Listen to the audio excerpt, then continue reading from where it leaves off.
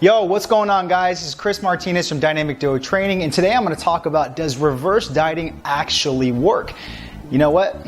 It does actually work, and there's 5 factors that really contribute to this working, and I'm going to talk about those 5 factors, okay? But what I want you to take into consideration is I'm going to link a really in-depth article that we posted on this, okay? So my goal within this video is not to spend about 20 minutes blabbering about every single mechanistic thing and theory and why it actually works, but I want to educate you on the 5 factors on why it may work, reverse dieting, and I want you to really read that article below, because that's where you learn all the nuts and bolts, all the mechanistic stuff, and why it really works, all the theories, okay? So make sure to read the article below. Also too, there's some really good testimonials on there that show, you know, some case studies that we've done for the past couple of years working with clients, and you know, why it actually works, why these theories actually come into play in real world practice, okay? So make sure you look at that.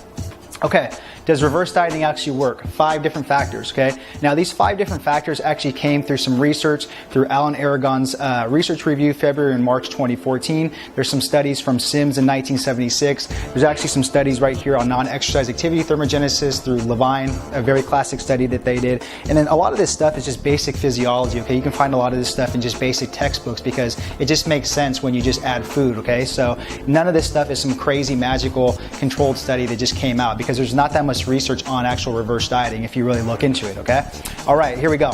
Number 1, gradual increases in carbs lead to increases in resistance training performance, right? So when you're dieting for a long time, and obviously your whole entire calories are actually going down, right? One of the big ones that actually get chopped down is your carbohydrates, right? So carbohydrates lead to actual performance in resistance training through glycogen.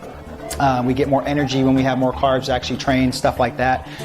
So what happens is when you do a reverse diet, you're actually focusing on adding more carbohydrates, okay? So what that does is it leads to increases in your resistance training performance. So you're gonna have more energy to train, your body's gonna be fueled, and what's gonna happen is that's gonna actually lead to muscle mass, and it's actually gonna lead to actually expending more calories as well too, and that's gonna lead to actually elevating your resting metabolic rate. So gradual increases in carbs lead to increases in resistance training performance.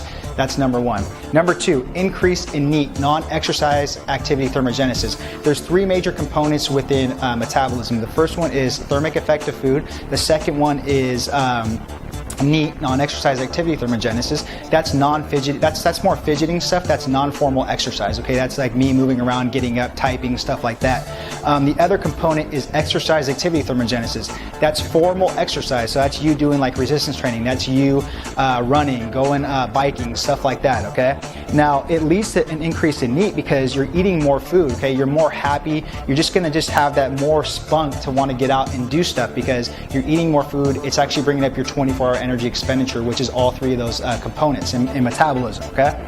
The third one is increased resting energy expenditure due to gains in muscle mass. Again, you're eating more food, you're gonna be more focused on resistance training, you're gonna have more energy to train. So what's gonna happen? That's gonna increase your resting energy expenditure, and that's gonna actually lead to more muscle mass gains, and then that thus brings up your resting metabolic rate because you're gaining more muscle mass, okay?